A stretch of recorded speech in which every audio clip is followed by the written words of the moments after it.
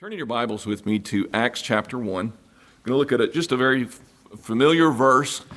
Going to go through our lesson, and then I'm going to tie it in at the end of the lesson because I think there is if I could say it, a modern application. By modern, I mean in the Americas, a modern application for us to look at. You know the verse. But let's look at it and really think about what the Bible is saying in verse number 8. But ye shall receive power. After that, the Holy Ghost is come up on you, and ye shall be witnesses unto me, both in Jerusalem and in all Judea and in Samaria and unto the uttermost part of the earth. Now, this is one of the givings of the Great Commission that we have in Scripture. And this was specific, and as all of them were, but specific to the church there that was at Jerusalem, that they had a mission. And what was their mission? Their mission was to not just evangelize where they were, but it was to go out beyond where they were. And that has been a Baptist principle since you can go all the way back to all of the different names that we've studied before of what are called Baptist. And you could find that was one of the principles that drove what we are and what we have been. I want to just remind you of our chart here just a little bit. Remember, that's the chart as a whole. We zoom in a little bit and we can see where we are in the history. You can see a couple of names there. You can see Shubal Stearns. You can see the separate Baptist revivals.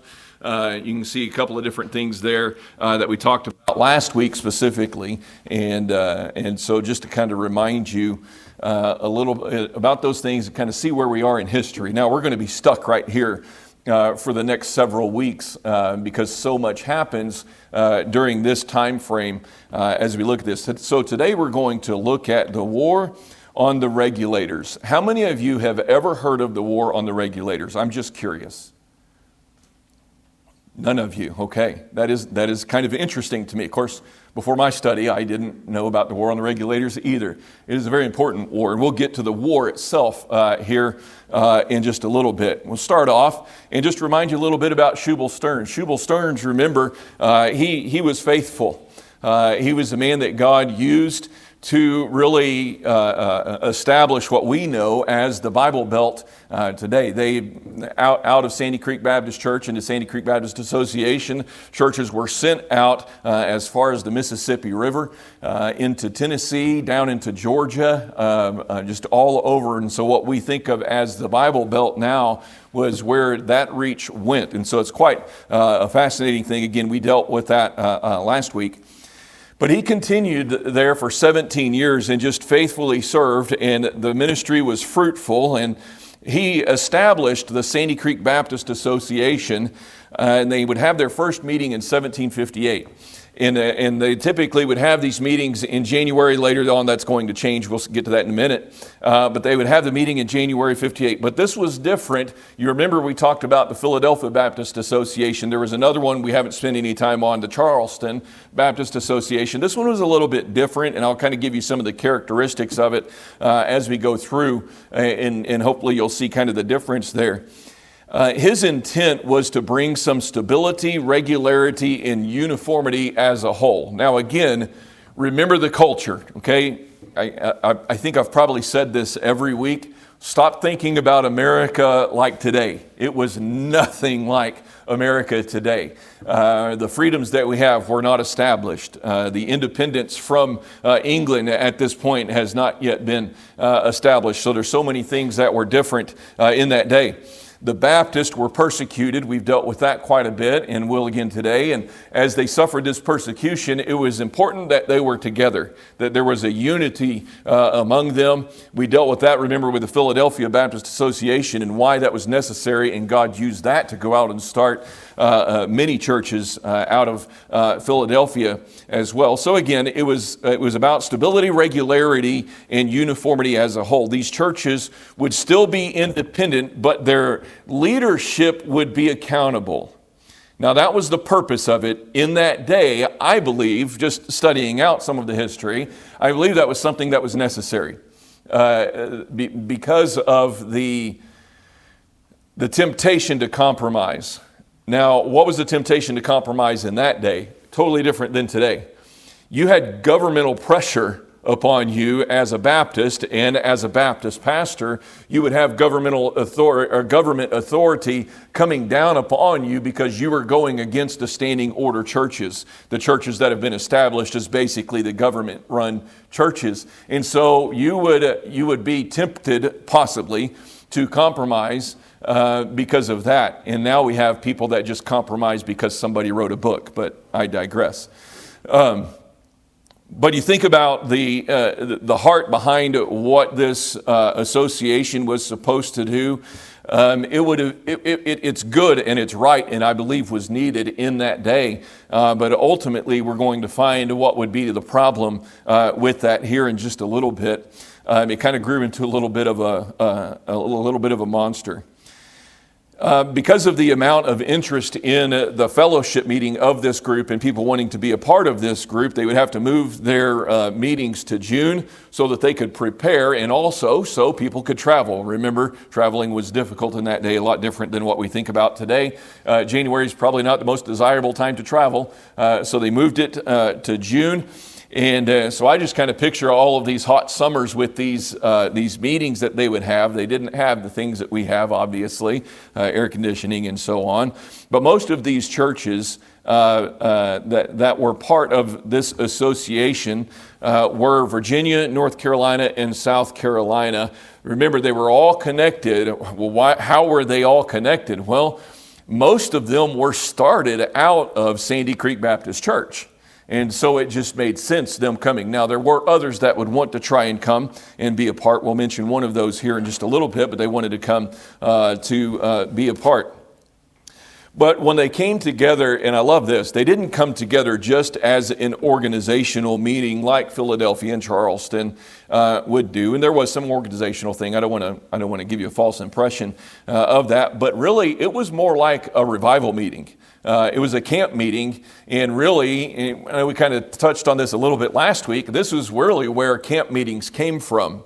And because they would all come to wherever the area was, any of these meetings would be held. At the time, Sandy Creek, as they would all come to this area, they would pitch their tent and they would stay a week for the preaching. That would be under a tent or in the open air, something like that. So if you ever hear of tent meetings, that's actually where that came from, was from these meetings like that. So just imagine these preachers as they would come from hundreds of miles away. Again, not like 100 miles for us today. 100 miles was laborious, was a several days journey, so that they could come for this fellowship and to get this preaching that they so desperately need. And so they camp in that area, and they would hear the preaching all day.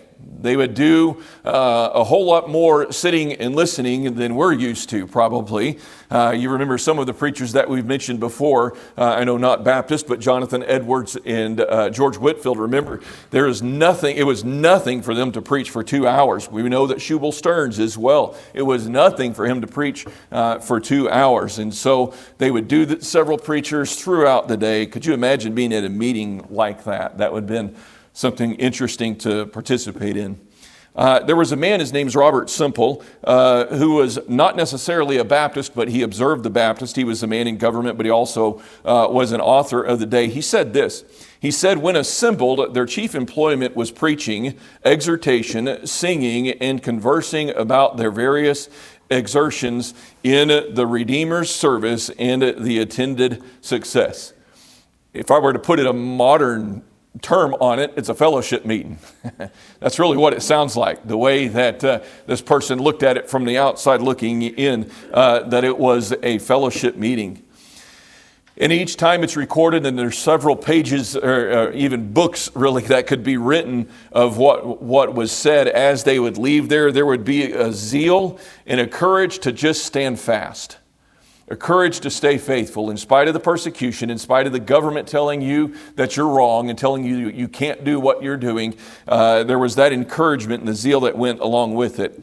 These meetings would go on for 12 years or so. And as it grew, so did the spirit of unity.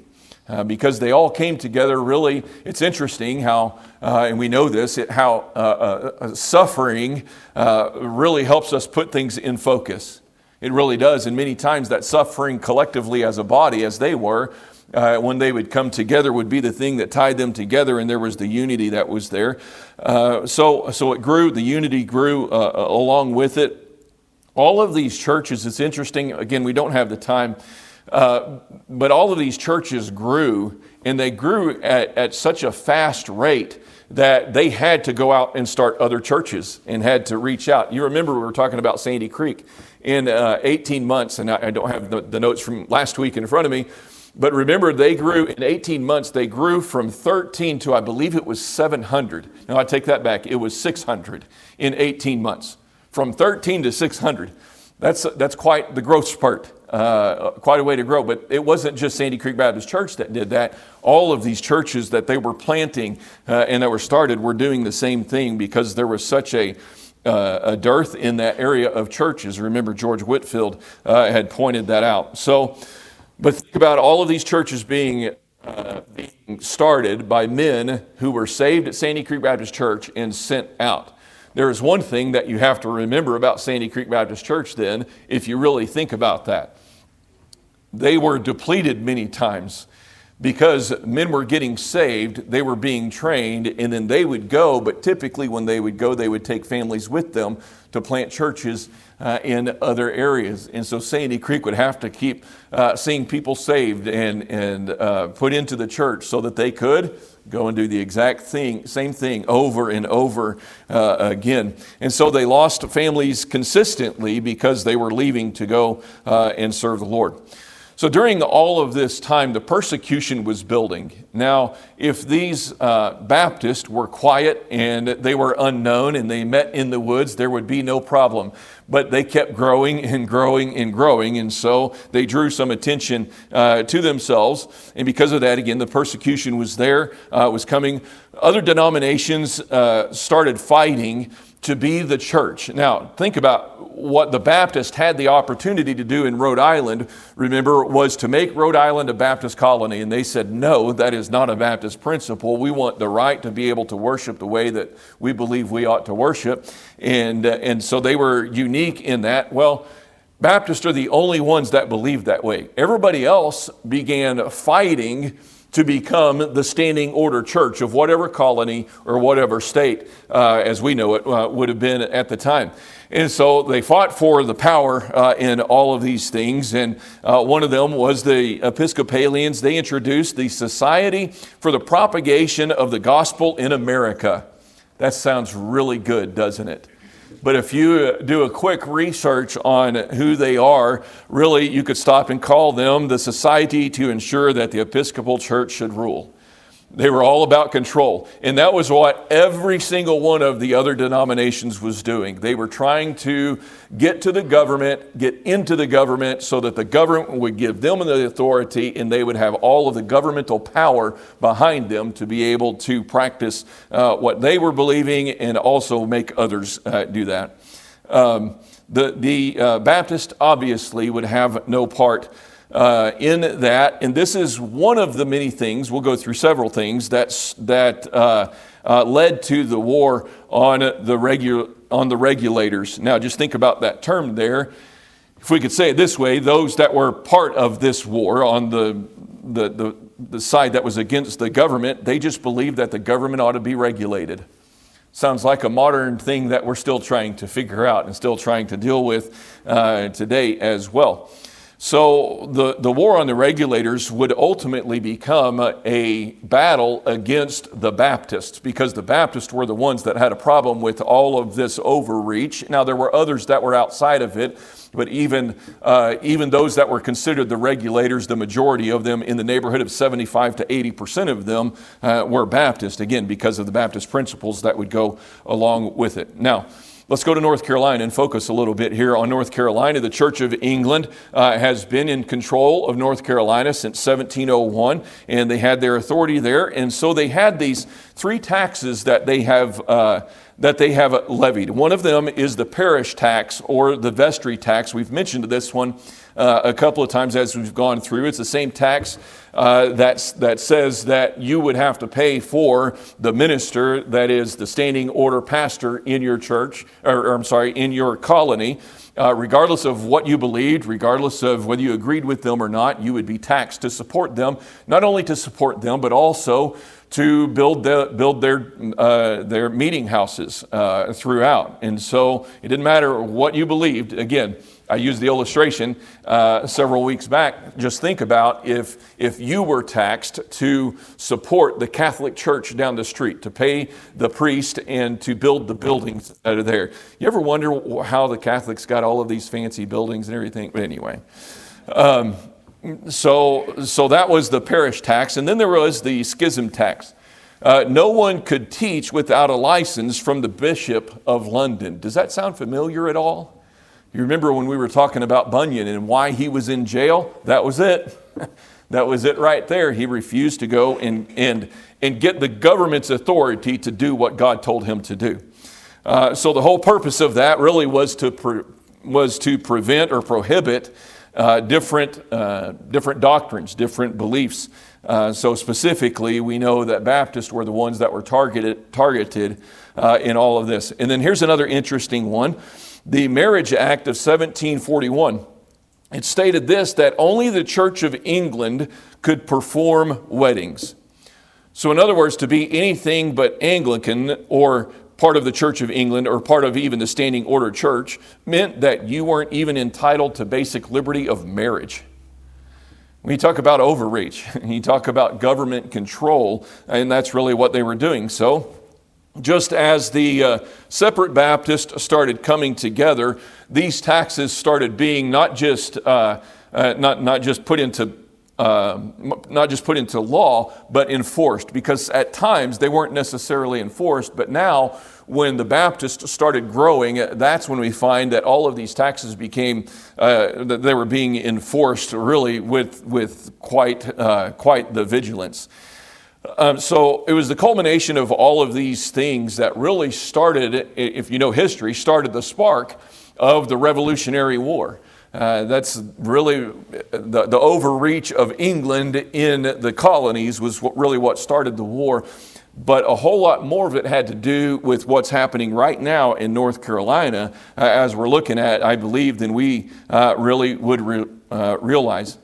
In 1763, the proclamation of 1763 established that there were boundaries that would prohibit migration west into the mountains. So Smoky Mountains being there, the Appalachians, they could not go past that. They were limited to be able to stay on. Now, again, if you remember way back to several of the Roger Williams and those that were in that era, remember their problem with the government saying if the king is Christian, he can go and claim whatever land he wants. This was the enacting of that power. Nobody has the right to do that because that's what the king is going to do. So they limited what even the area, the territory that they could go. So out of all of this came a lot of the Baptist, and most specifically out of the Sandy Creek Baptist Association, what they called a mob of about 700 men that would protest. Now, they did some things that were a little bit shady at times, but again, it was a different America than it is today. But they went to the governor's mansion demanding his attention at one point in time before all of this really escalates. They went demanding his attention while he wasn't there. And so when they were leaving, they did a drive-by shooting of his mansion. So they were just shooting bullets into the mansion there. Probably not the wisest decision that they made, but understand their motivation behind that. So this mob, again, going back to them, this mob, their main point of protesting was the Marriage Act because it took their rights away as citizens if they were not married by what they deemed to be the authority. But they also protested the vestry tax. We've dealt with that. That said each denomination should pay. They believed that each denomination should pay for their own ministers. So they gave them all kinds of names, and we're going to get into who gave them these names here in just a minute. But among those names were strollers. There's that name again, Anabaptists. The Anabaptist, the heretics, or the enthusiasts. I'm sitting there looking at these names. I'm like, those don't really sound like insults, but nonetheless, that's the way that they were intended. And ultimately, the greatest complaint about them was that they sided with the opinionists. Now, we dealt with the opinionists 3 weeks ago, maybe 4 weeks ago, something like that. What was the problem? They preached the necessity of the new birth. Now, just imagine being so deprived scripturally that you're protesting, and your main complaint about people is that they preach that there is a necessity of a new birth. Now remember, the standing order churches you could join the standing order churches without being saved. You could be baptized without being saved, which led to ultimately you could pastor a church without even being saved. And so when Jonathan Edwards and George Whitefield, remember, came along, that was their number one message. There has to be that salvation point, that salvation experience, if you will. We know it biblically as the new birth. So they were attacked, and in many ways they were personally attacked. They were called obstinately illiterate and grossly ignorant. Still some things that are tossed around today. If you believe the Bible, you're just stupid. Really is what they were saying in that. So this wasn't the only response, but we do find, now this is interesting, a side note, there were some that were actually supportive of them. Some that didn't necessarily agree with them doctrinally, but agreed with them in principle about some of the things that they were against the government in. And interestingly enough, even some of these standing order pastors would have some of these Baptists come and preach for them. Now remember, just like Bunyan, they couldn't go into the church building, and so they would just have a tent meeting, and they would meet outside, and they would have them. So there were those that actually sided with them, but the government as a whole was against them. So one Protestant minister said this about them. At this time, Baptists are the only ones in the country who go far and wide preaching and caring for souls. And again, that's coming from a Protestant minister. So he was somehow tied into the standing order church in that day. So kind of interesting. So now things are heating up. The persecution is about to get very real against the regulators, against these Baptists. The governor of North Carolina, William Tryon, he sought to abolish the regulators. He did everything. He tried to do everything that he could possibly with pen to get rid of them. He was a retired British colonel, and so all of his allegiance was to England, and so he was going to enforce everything that England would throw at them. In 1766, he started raising the taxes for the sole purpose of building his mansion, the mansion I had mentioned before that the regulators would shoot up. He raised the taxes for that purpose because he felt that he deserved a bigger mansion. So the tax was fiercely enforced by the Superior Court Judge Edmund Fanning, another person that would be worth researching because he was very, very corrupt, and he would eventually end up going to jail because of his corruption. He was charged with several different things, corruption being among those things. But Tryon sensed the rivalry between specifically the Presbyterians and the Baptists, and he didn't like the Baptist, and so he decided that he was going to give the Presbyterians the right to marry. So in other words, he's going to give an exception to the law that had previously been passed, but it's only going to be for the Presbyterian. And he then would encourage the Presbyterian ministers to send letters out to all of their congregants to come and to form an army so that they could fight those that were in opposition to them, which of course he portrayed it as they're in opposition against the Presbyterians and tried to rile them up in that way. So this was, again, all Tryon was doing was using the Presbyterians to accomplish his cause. He wasn't about the Presbyterians. He couldn't care less about the Presbyterians. He just knew that the Baptists were against everything that he was standing on and everything he was doing. So what he was doing, he was actually planning to have a war against the Baptists using the Presbyterians to do that. And so he convinced the Presbyterians to enlist help in all of this. So all of this, and these are his own words, was to prevent the infection spreading among the people of our charge. So the Baptist had something that was infectious, apparently, and we know that to be true because when the gospel was preached, even by non-Baptists like George Whitefield, that people were saved, people left the standing order churches and were changed because of that, and many of them became Baptist. So in 1768, the mob became known as the Regulators, a name that was given to them by the government, of course. On April 13th of 1768, a letter was sent from Tryon to the Regulators promising to hear any grievances. It was a trap. It was a lie, and they were wise to it. And so they realized very quickly that that was not exactly what he was going to do. But he knew that these Regulators were Baptists. Now, this is kind of interesting. He knew that these Regulators were Baptist because there was something that was published. It was called Advertisement Number 9. And this paper listed all of the names of the many Baptists in the Sandy Creek, Abbott's Creek, and the Yadkin area. Now think about that for just a minute. Why in the world would somebody write a paper publishing their names and where they were? There's a modern term that we use for this. They were doxed. Their their private information was listed very publicly.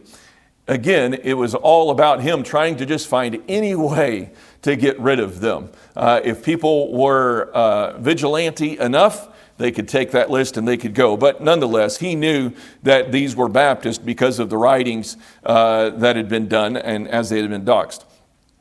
He said this, that the Baptists were the avowed enemies of Mother Church and enemies to society and a scandal to common sense. That's what he said about the Baptist. That's quite an accusation, but you have to look at the middle part of what he's talking about. It's only justifiable because he's talking about Mother Church. He's talking about the Church of England. He's talking about the one that controls him, the one that his loyalty or his allegiance is to. So as all of this happened, the Regulators started to arm themselves. And they started to get serious about this is going to have to be some kind of a revolution that's going to take place. So Tryon tried to tax them into being weak. He started some excessive taxes. One example of it was that the registry, the property registry taxes or the deeds of land was taxed 4 times the legal limit. So he went above the law, beyond what the law allowed for him to do. And the whole purpose of it, again, was to try and tax the Baptist into either death or going away. But he really wanted them to die. And you can tell that by just some of the quotes that we were looking at. Now, it's about to all get very real. There was a division among the Baptists, the Regulators. There was a division that they were all in agreement that the government needed to be stopped, but they disagreed on how to do that. Should they be an armed militia or should they fight on paper? Well, up to this point, that hasn't worked. Fighting on paper, in other words, fighting in the legal way, because they did. They tried everything that they could in the legal way to overcome. In October of 1769, the Sandy Creek Baptist Association had its annual meeting, and this became, of course, a huge topic of discussion and even division amongst them. The first day of the meeting, everything was normal. It was a great day. It seemed like it was going to be just like the way that it had been in the past. There's a man named Samuel Harris we don't have time to deal with, but he was ordained there, and again, there was lots of preaching on that first day. On the next day, a group of regular Baptists from Virginia wanted to join the group. Now, this is kind of just interesting, and I'm just throwing this out there. It's interesting when you study out these regular Baptists doctrinally, they seemed to be right in line, but there were a few things that had crept in. But the reason that they came was they wanted to be in partnership with this great work of the association. But they were rejected. They weren't allowed to be a part of the Sandy Creek Baptist Association because they feared that certain parts of their doctrine and dress standard would be compromised. Isn't that interesting that those are things that they were dealing with back then? We deal with doctrine and we do deal with dress standards. And those, even back in that day, think about that, in the mid 1700s, that there was an issue with dress standards. That would be an interesting study to find out what their problem was. It was probably things like ankles were showing on the women. You know, I mean, seriously, totally different. Boy, we've come a long way, haven't we? Then on the third day, Shubal Stearns knew that something needed to be said about the regulators. Again, he's the leader of this group. A voice needs to be heard on what it is. He stated that if they took up arms against a legal authority, that they would be excommunicated from their fellowship. Now, we could all draw an opinion from that of Shubal Stearns, of course. We weren't there. We don't know all of the details of everything that was going on. I've developed my own opinion, which I'll keep to myself right now. But that was his conclusion of all of this was, we need to fight this in the legal sense. We need to keep doing this in a governmental way. He was looking for peace, I believe, is really what he was trying to do. And so he stated, anybody that is going to take up arms against legal authority could be or would be excommunicated from their fellowship. Over the next year, the regulators became more and more aggressive against the government. In the 1770 meeting of the Sandy Creek Baptist Association, people went into it with high hopes, but sadly, that's not what happened. And it was because of the division of the regulators. Those again saying, we've got to do something. We've got to take up arms. We've got to fight against the government in doing this. And in all of this, we find that there was really the result was that there was a split amongst them. There were those that stayed there at Sandy Creek. Some went to Congaree, Virginia. In the several different places that they went, they would create these other associations. One of them that would come out of that would be what would be eventually known as the General Association of Southern Baptists. So there was a lot of things that happened out of that. But a few other things is that many of them fled. Now, again, they were running mainly because of the persecution. They lost some of the unity within that convention, or within that association, I should say, and ultimately decided we're going to go and start churches, and they defied the government and even went into Tennessee, went far into Tennessee at that point in time to start some churches there. So it's interesting that this difficult situation didn't cause all of them to just quit and say, why are we even doing this? They branched out and they went into other areas, and the gospel had a greater reach, I believe, because of that. So a group of 174 regulators went to Tryon with a letter asking for a hearing. He said, this is enough. We're going to try and talk. We're going to deal with this. And it stated that they were trying to save their country. One of the items was the overturning of the Marriage Act. Of course, this was rejected. And because of that, they were then declared non-citizens. Non-citizens. Because their marriages weren't right. Their marriages weren't according to what they said that they should be. But they also could not marry anymore because they didn't exist. What do I mean by that? Well, they had no birth evidence. Now understand what the birth evidence is. We've dealt with this quite a bit. It is infant baptism. So now it's declared that if you don't have infant baptism, you are not even a citizen. You cannot marry. You don't have any of the rights. Well, if that were true, then they would have nothing to fight for because they have no rights. But they did. And they knew that. And just like John Bunyan said, the rights that I have are not given to me by the government. They're given to me by God and God alone. And so they knew they had some ground to stand on. So in 1771, Tryon sent his militia to kill the regulators. May 16th, 1771, a battle was set in array.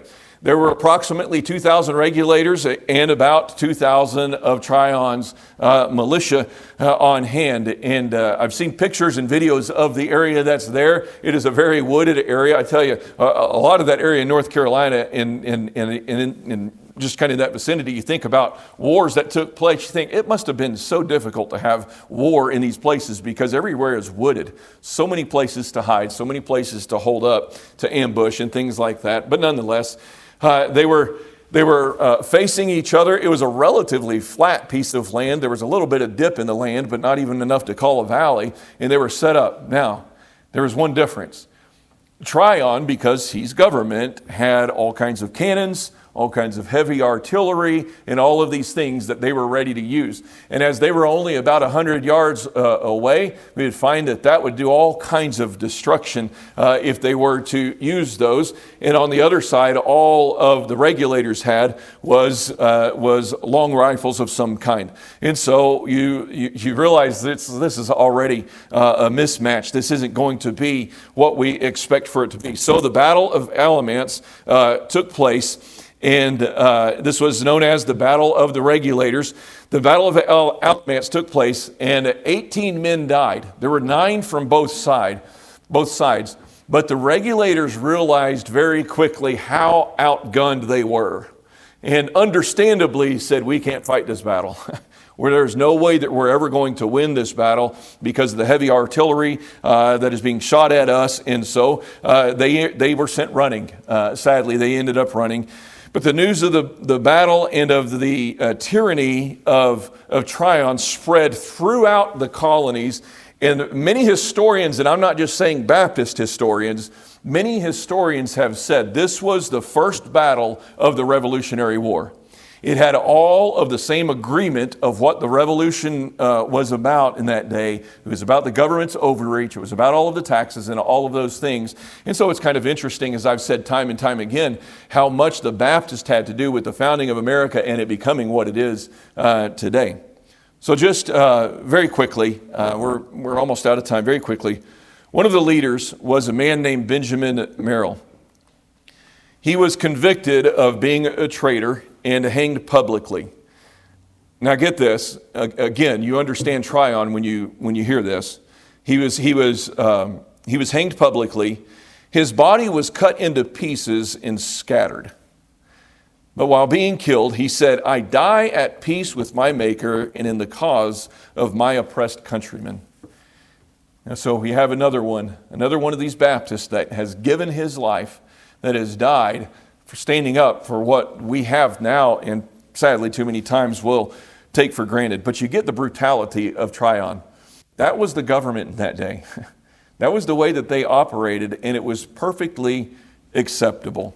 Perfectly acceptable. There were many others that would follow in his death. Another leader was a man named Joseph Murphy, had a bounty on his head by Tryon and would ultimately die. Now after this, we talked about people leaving before. Now comes a real mass exodus. Even Sandy Creek suffered. At the time, Sandy Creek Baptist Church had about 900 members. They went down to 13 after the Battle of Alamance. And the people left. They went to all of these places, as I had mentioned earlier, but a little bit farther. Even at this point in time, some would even go farther north. But again, they did not leave the faith.